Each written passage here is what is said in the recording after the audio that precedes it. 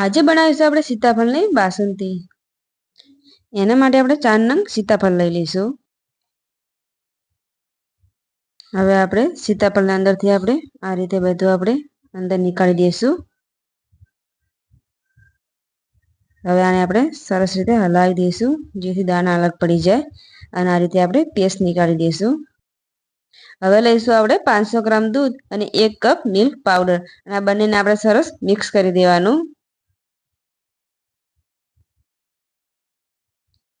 હવે આને આપણે ગેસ ઉપર મૂકી દઈશું અને ગરમ થાય તો આપણે 1 કપ આમાં ખાંડ નાખીશું।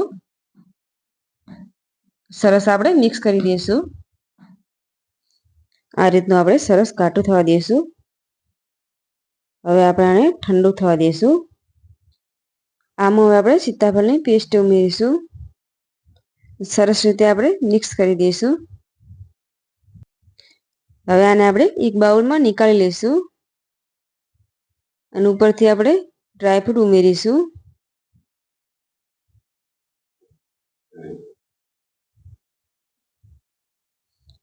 ને તૈયાર છે આપણી સીતાફળની બાસુંદી।